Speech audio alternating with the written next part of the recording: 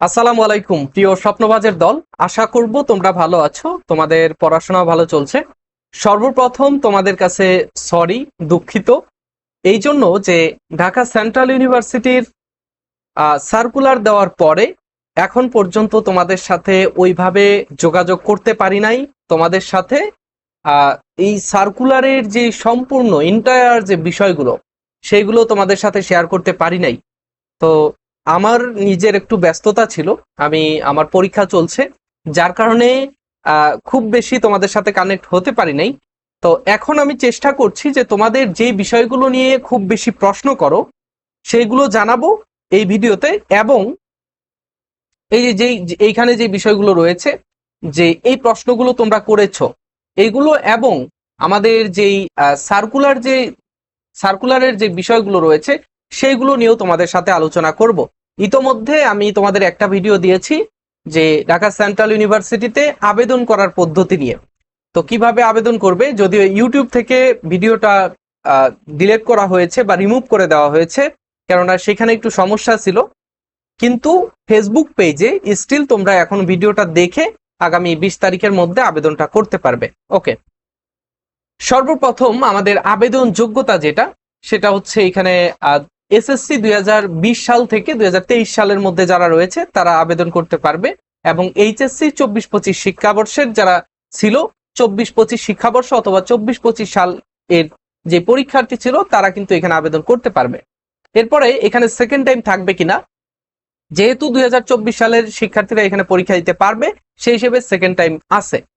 এরপরে হচ্ছে mark penalty, যারা সেকেন্ড টাইম দিবে তাদের কি মার্ক পেনাল্টি থাকবে কিনা, অর্থাৎ তাদের থেকে কিন্তু আগেই 2 মার্ক কেটে নেওয়া হবে, তাদের থেকে 2 মার্ক কেটে নেওয়া হবে, ঠিক আছে। এরপর হচ্ছে আবেদন ফি 800 টাকা, এটা তোমরা সকলেই জানো।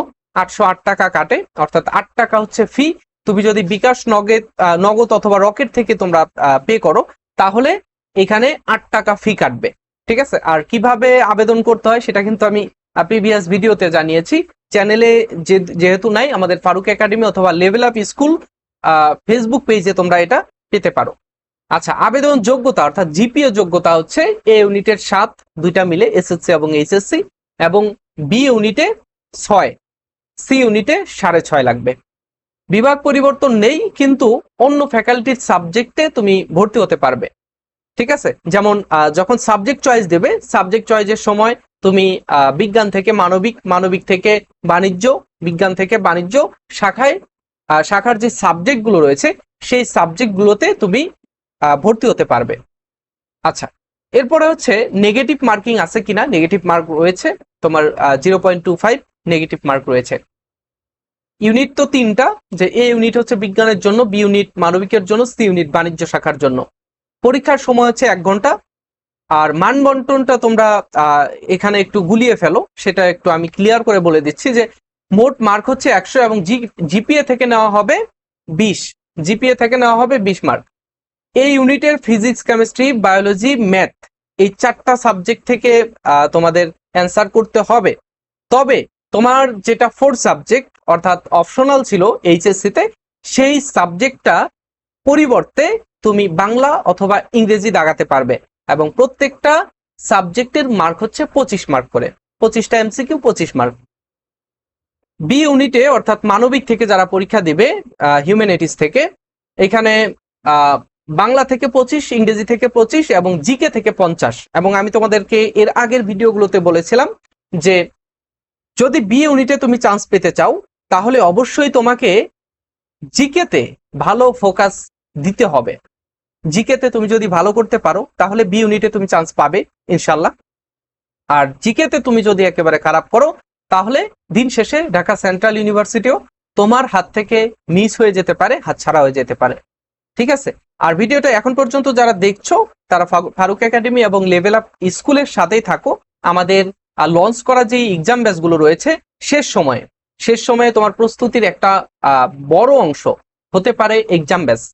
এক্সাম ব্যাচে পরীক্ষা দিয়ে চর্চা করে তুমি ঢাকা সেন্ট্রাল ইউনিভার্সিটির ভর্তি পরীক্ষায় অংশগ্রহণ করবে। আচ্ছা, এবং সি ইউনিটের শিক্ষার্থীদের জন্য মানবন্টন হচ্ছে বাংলা থেকে 20 মার্ক, ইংরেজি থেকে 20 মার্ক, অ্যাকাউন্টিং 20, ম্যানেজমেন্ট হচ্ছে 20, এবং মার্কেটিং অথবা ফিন্যান্স থেকে 20 মার্ক। ম্যানেজমেন্ট মার্কেটিং এবং ফিনান্স থেকে যে কোনো একটা সাবজেক্ট থেকে তুমি অ্যান্সার করতে পারবে, ঠিক আছে। আর বি এবং সি ইউনিটের জন্য আমাদের যে এক্সাম ব্যাচে ভর্তি চলছিল তার সর্বশেষ ব্যাচে আমরা পরীক্ষা নিচ্ছি। গতকালকে দ্বিতীয় পরীক্ষা হয়েছে, আজকে আমাদের আগামীকালকে আমাদের তৃতীয় পরীক্ষা রয়েছে। একদিন পর পর আমরা ভর্তি পরীক্ষা পর্যন্ত বি এবং সি ইউনিটের এক্সাম বেসের পরীক্ষাগুলো আমরা নিচ্ছি। যারা জয়েন করবে আমাদের স্ক্রিনে থাকা হোয়াটসঅ্যাপ নাম্বার অথবা আমাদের ফেসবুক পেজে মেসেজ করলেই হবে।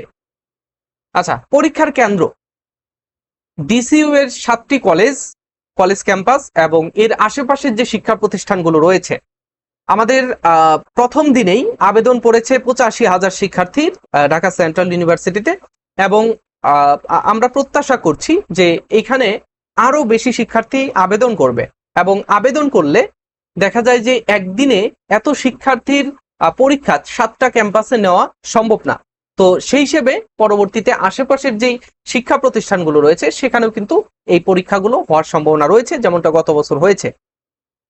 পাস মার্ক হচ্ছে 40-এর কম পেলে, 100 মার্কের মধ্যে 40-এর কম পেলে তাদের এখানে ভর্তি পরীক্ষায় ভর্তি হওয়ার জন্য যোগ্য হবে না এবং তার মেরিট লিস্ট আসবে না, ঠিক আছে। ওকে, এরপরে হচ্ছে আমাদের গুরুত্বপূর্ণ তারিখগুলো। আবেদনের তারিখ হচ্ছে 10 থেকে 20 তারিখের মধ্যে। আজকে 13 তারিখ, তোমরা ঝটপট আবেদন করে নিতে পারো আমাদের আগের ভিডিওটা দেখে।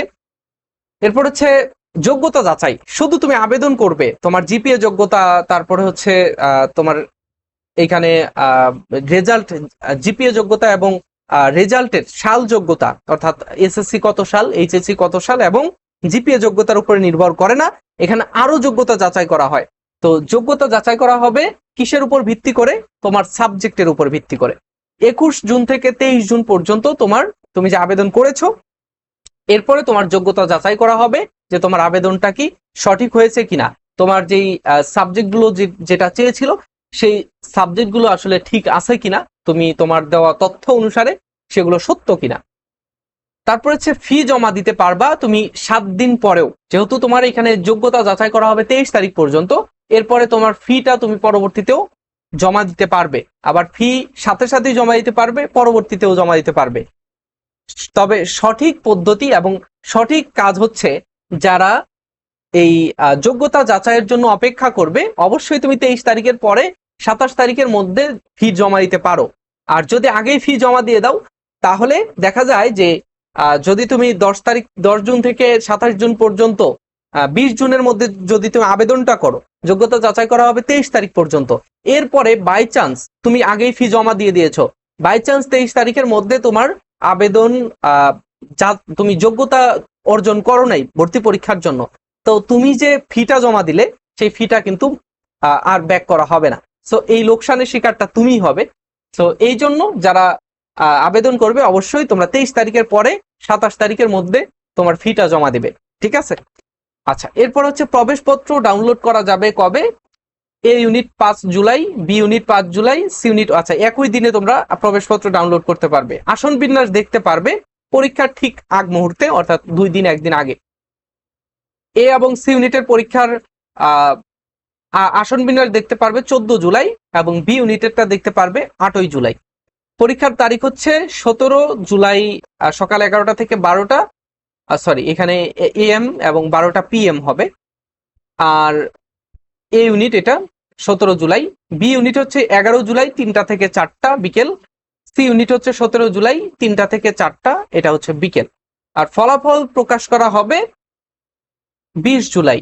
হ্যাঁ, এরপর হচ্ছে সাবজেক্ট চয়েস দিতে পারবা তোমরা 22 জুলাই থেকে 6 আগস্ট, ঠিক আছে। আর ভর্তির তারিখ হচ্ছে 13 থেকে 27 আগস্ট। ক্লাস শুরুর ডেট কিন্তু অলরেডি ঘোষণা করে দিয়েছে 6 সেপ্টেম্বর। আসন সংখ্যা তোমরা এই জিনিসটা তোমার এখন প্রয়োজন না হলেও পরবর্তীতে কাজে লাগবে। যখন তুমি সাবজেক্ট চয়েস দেবে, কলেজ চয়েস দেবে, তখন তোমার এই জিনিসটা কাজে লাগবে। কেননা একটা কলেজে অথবা একটা কলেজ ক্যাম্পাসে একটা সাবজেক্টে কতগুলো কোন ইউনিট থেকে আসন রয়েছে তার উপর তোমাকে নির্ভর করে সাবজেক্ট চয়েস দিতে হবে, কলেজ চয়েস দিতে হবে। নয়তো যেখানে তোমার সিট সংখ্যা কম, যেই কলেজে যে সাবজেক্টে সিট সংখ্যা কম, সেখানে তুমি চয়েস দিয়েও কিন্তু ভালো সাবজেক্ট পাবা না, ঠিক আছে। তো সেই জন্য তোমরা এখানে দেখে নাও যে বিজ্ঞান থেকে 4795টি আসন রয়েছে, এই যে কলেজগুলোতে আসনগুলো দেওয়া রয়েছে। স্ক্রিনশট দিয়ে রাখতে পারো অথবা ভিডিওটা সেভ করে রাখতে পারো। এরপরে মানবিকের জন্য এখানে 4498টি সিট রয়েছে, এখানে কলেজগুলোতে কতগুলো করে সিট রয়েছে দেওয়া আছে, এবং বাণিজ্য শাখা থেকে 1997টি আসন রয়েছে, এখানে কোন ক্যাম্পাসে কতগুলো আসন রয়েছে সেগুলো দেওয়া রয়েছে। এরপরে সব থেকে ইম্পর্টেন্ট যে তথ্যগুলো সেগুলো হচ্ছে তোমাদের সেগুলো হচ্ছে এখানে দেওয়া রয়েছে যে সেন্টার চয়েস যখন আবেদন করেছো তখন সেন্টার চয়েস দিতে হয়নি বা কেন হয়নি। তারপর হচ্ছে কোশ্চেনের ভার্সন ইংলিশ হবে নাকি বাংলা হবে। সাবজেক্ট চয়েসটা অনেক আবেদনের সময় দেওয়া থাকে, কিন্তু আবার এই বছর আমরা কোন ইউনিভার্সিটির ভর্তি পরীক্ষার সময় গুচ্ছ মনে হয়, তখন সাবজেক্ট চয়েসের বিষয়টা আমরা দেখেছি যে আগেই সাবজেক্ট চয়েস দিতে হয়েছে। এরপর হচ্ছে একাডেমিক ট্রান্সক্রিপ্ট, যেটা আবেদন করার সময় অনেকের ঝামেলা হয়েছে। তারপরে আবেদন আন্ডার রিভিউ, কোটা অপশন। আচ্ছা, সেন্টার চয়েস, তারপরে কোশ্চেনের ভার্সন, তারপরে হচ্ছে সাবজেক্ট চয়েস এবং কোটা অপশন, এই যে চারটা বিষয় তোমরা পাবে হচ্ছে এই যে আমি দাগ দিয়েছি, এটা এবং এই চারটা তোমরা পাবে হচ্ছে ভর্তি পরীক্ষার পরে। যখন তুমি সাবজেক্ট চয়েস দেবে তখন কিন্তু স্যারেরা একটা নোটিশের মাধ্যমে তোমাকে দেখিয়ে দেবে যে কোটা অপশন, তারপর হচ্ছে ভার্সন চয়েসটা তুমি আগেই দিবে, তারপরে সাবজেক্ট চয়েস, সেন্টার চয়েস সেটা তুমি কোথায় দিবে, এই যে পরীক্ষার আগেই দিয়ে দিবে। আচ্ছা, subject choice, version, center choice আর ভার্সন এটা পরীক্ষার আগেই দেওয়া হবে। সাবজেক্ট চয়েস এবং কোটা অপশন এটা কিন্তু তুমি পরেও দিতে পারবা, ঠিক আছে। তো এই দুইটা জিনিস তুমি সর্বপ্রথম পরীক্ষার আগেই তোমাকে দিতে হবে। তো পরীক্ষার আগেই একটা অপশন দিয়ে দিবে, ইনশাল্লাহ তোমাদের নোটিশে আমি জানিয়ে দেব। আর সাবজেক্ট চয়েস এবং কোটা অপশন এই দুইটা তুমি সাবজেক্ট চয়েসের সাথেই দিতে পারবে, অথবা কোটা অপশনের সময় আলাদা করে নোটিশ দিয়ে দিবে, আমি তোমাদেরকে ভিডিওর মাধ্যমে ইনশাল্লাহ জানিয়ে দেব। আচ্ছা, এরপর হচ্ছে এই দুইটা জিনিস তোমাদের আবেদনের সময় খুবই ইম্পর্টেন্ট এবং তোমরা অনেক বেশি প্রশ্ন করছিলে যে একাডেমিক ট্রান্সক্রিপ্টটা কি। একাডেমিক ট্রান্সক্রিপ্ট হচ্ছে তোমার এইচএসসির যেই সার্টিফিকেট, এসএসসির যে সার্টিফিকেট সেইটা। দেখো তোমরা এসএসসি এবং এইচএসসির যখন রেজাল্ট হওয়ার পরে তোমার নাম অথবা সাল অথবা বয়স অথবা তোমার রেজাল্ট পরিবর্তন হয়েছে, এই জিনিসগুলো তুমি যখন পরিবর্তন করার জন্য আবেদন করেছো ওই বোর্ডে যখন আবেদন করেছো হয়তোবা পরিবর্তন হয়েছে, তুমি যখন আবেদন করার সময় তোমার রেজিস্ট্রেশন রোল নাম্বার দেওয়ার পরে সেই পরিবর্তিত রেজাল্ট কিন্তু আর শো করছে না, করছে কোনটা, আগেরটা। অর্থাৎ তোমার রেজাল্ট আসার কথা 4.50, তোমার আসছে হচ্ছে 4. মানে রেজাল্ট পরিবর্তন, আবেদন করার পরে রেজাল্ট পরিবর্তন করে জিপিএ 5 এসেছে, কিন্তু তোমার আগের রেজাল্ট ছিল 4.50। তো এখন যখন তুমি এখানে আবেদনের সময় ওই রোল নাম্বার রেজিস্ট্রেশন টাইপ করেছো, তখন কিন্তু তোমার এই আগের রেজাল্টটা দেখাচ্ছে, অর্থাৎ স্বাভাবিকভাবে যে রেজাল্টটা তুমি পেয়েছিলে 4.50 সেটা দেখাচ্ছে। সো এটা তো তোমার রেজাল্ট না, এটা তুমি যখন পরিবর্তন করতে চাইবে তখন কিন্তু তোমার এই রেজাল্টের পরিবর্তনের জন্য তোমার একাডেমিক ট্রান্সক্রিপ্ট অর্থাৎ এসএসসির সার্টিফিকেট অথবা যেই কলেজের যদি সার্টিফিকেটটা চায় সেটার পিডিএফ দিতে হবে, এবং স্কুলের সার্টিফিকেট যদি চায় সেটার পিডিএফ এখানে দিতে হবে, ঠিক আছে। সবার কিন্তু দিতে হবে না, তোমরা যারাই আবেদন করেছো তারা কিন্তু অনেকে আবেদন করে ফেলেছো, তোমাদের অনেক সমস্যা হয় নাই, কিন্তু যারা আবেদন করো নাই তোমরা এই বিষয়টা জানবে। আচ্ছা, এরপর হচ্ছে আন্ডার রিভিউ। হ্যাঁ, আবেদন আন্ডার রিভিউ, তোমার অ্যাপ্লাইটা আন্ডার রিভিউ, অর্থাৎ রিভিউ হচ্ছে, স্যারেরা সেই আবেদনটা চেক করে দেখবে যে আবেদনটা ঠিক রয়েছে কিনা। এখন কোন আবেদনটা দেখবে, কাদের এই আন্ডার রিভিউ আসবে, যারা এই যে একাডেমিক ট্রান্সক্রিপ্ট জমা দিল এবং যাদের রেজাল্ট পরিবর্তন হয়েছে বা কোনো নাম, রোল অথবা তোমার যে কোনো কিছু পরিবর্তন হয়েছে এসএসসি এবং এইচএসসির সার্টিফিকেটের মধ্যে, সেই জিনিসটা যখন তোমরা এখানে দিবে তখনই আন্ডার রিভিউ লেখাটা আসবে, এবং এটা নিয়ে প্যানিক হওয়ার কিচ্ছু নাই। এটা স্যারেরা দেখবে, রিভিউ করার পরে তারপরে তোমাকে তারা জানাবে, এসএমএস করে হোক অথবা ওয়েবসাইটে তোমার নিজ পোর্টালে ঢুকলেই তুমি দেখতে পারবে, ঠিক আছে। তো এই তো বিষয়, এই বিষয়গুলো তোমাদের অনেকেরই অজানা ছিল, সার্কুলার প্লাস তোমাদের অতিরিক্ত কিছু তথ্য দেওয়ার চেষ্টা করেছি। ইনশাল্লাহ আমার পরীক্ষাগুলো শেষ হয়ে গেলে তোমাদেরকে ধারাবাহিকভাবে ছোট ছোট বিষয় ছোট ছোট ভিডিও আকারে তোমাদেরকে জানিয়ে দিব। এতে তোমরা প্রত্যেকটা বিষয় ইনশাল্লাহ ক্লিয়ার হবে। আর ঢাকা সেন্ট্রাল ইউনিভার্সিটির শুরু থেকে শেষ পর্যন্ত সকল তথ্য জানতে ফারুক একাডেমি লেভেল আপ স্কুলের সাথেই থাকবে, এর কোনো বিকল্প নাই ইনশাল্লাহ। কেননা আমি তোমাদের সেই তথ্যগুলো দিই শুরু থেকে শেষ পর্যন্ত, এ টু জেড। একটা ইউনিভার্সিটির যখন তথ্য দেওয়া শুরু করি তখন শুরু থেকে শেষ পর্যন্ত সবকিছু দেওয়ার চেষ্টা করি ইনশাল্লাহ। পরবর্তীতে সব তথ্য এখান থেকেই পাবে।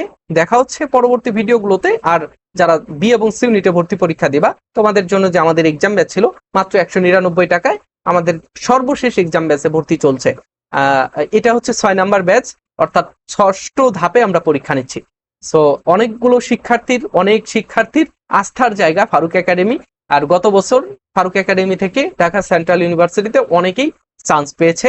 সো তোমরা নির্দ্বিধায় আমাদের গাইডলাইন ফলো করতে পারো, ইনশাল্লাহ ভালো কিছু হবে। তো দেখা হচ্ছে পরবর্তী ভিডিওতে ইনশাল্লাহ। তোমরা কমেন্টে জানাবে কোন বিষয়ে তোমরা ভিডিও চাও, কোন বিষয়ে ভিডিও দেওয়া লাগবে। তো দেখা হচ্ছে। আল্লাহ হাফেজ, আসসালামু আলাইকুম।